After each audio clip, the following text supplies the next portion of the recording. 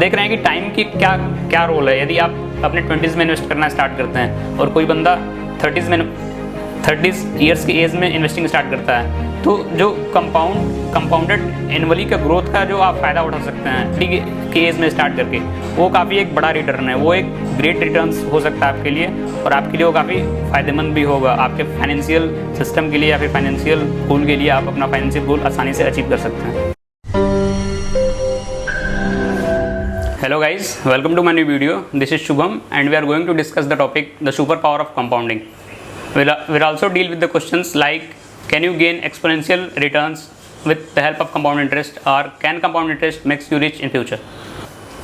Suppose करिए कि आप मंथली कुछ सेव कर रहे हैं और उस सेविंग्स को आप एक जगह इन्वेस्ट कर रहे हैं, तो if for a certain period of time आपको एक कंसिस्टेंट रिटर्न मिल रहा है उस पर, तो वो वेल्थ जनरेट होके एक फिक्स्ड पीरियड ऑफ टाइम के बाद कितना हो जाएगा।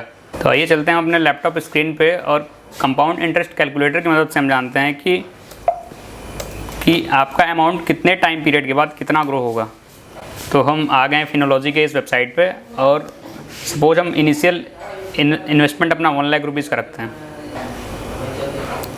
और टाइम टेन्योर मतलब कितने साल के लिए हम इन्वेस्ट कर रहे हैं पैसा। सपोज स्टार्टिंग में हम 5 साल के लिए 1 लाख रुपीज़ को इन्वेस्ट करते हैं, और ROI यानी कि रेट ऑफ इंटरेस्ट हम 15% का रखते हैं, जो कि अचीव करना काफ़ी इजी है।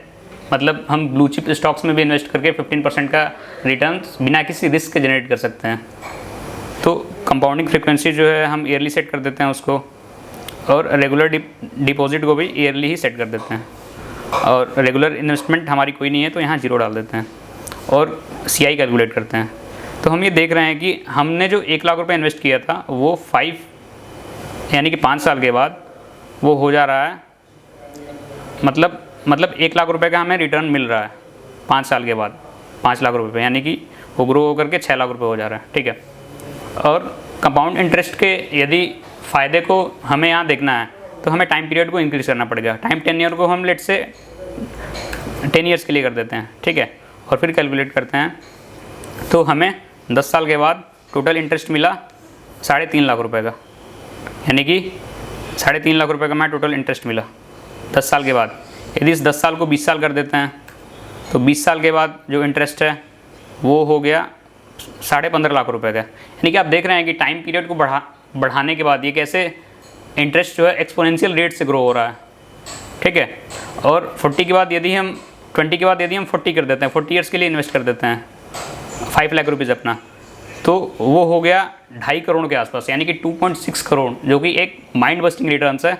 और देख रहे हैं कि टाइम की क्या रोल है। यदि आप अपने 20s में इन्वेस्ट करना स्टार्ट करते हैं और कोई बंदा 30 ईयर्स की एज में इन्वेस्टिंग स्टार्ट करता है, तो जो कंपाउंडेड एनुअली का ग्रोथ का जो आप फ़ायदा उठा सकते हैं 20 की एज में स्टार्ट करके, वो काफ़ी एक बड़ा रिटर्न है। वो एक ग्रेट रिटर्न्स हो सकता है आपके लिए, और आपके लिए वो काफ़ी फ़ायदेमंद भी होगा। आपके फाइनेंशियल सिस्टम के लिए या फिर फाइनेंशियल गोल के लिए आप अपना फाइनेंशियल गोल आसानी से अचीव कर सकते हैं। So the power of compound generally works by growing your wealth exponentially. So the money you save in your saving accounts are you invested somewhere in FDs or stocks or some mutual funds, then that money will accumulate over time, and you earn interest on it, and it will become a bigger and bigger pool of money. So up till now we have discussed so many things like the power of investing. We also learned to calculate the ROI with the compound interest calculator, and we also discussed why youth should invest in a stock market to gain a lot of rate of interest on their savings and investments. So to cut the long story short, we are here. I'd like to answer few of the questions which I have prepared. Like, should we invest early to get exponential returns in future? The answer is of course yes. Next question is, the amount of money matters. So the answer is no, the amount of money doesn't matter, because you can start with at least 1,000 rupees per month. 1,000 rupees is just a small amount that every youth should save in a month. And the next question is, what if I don't have money to invest?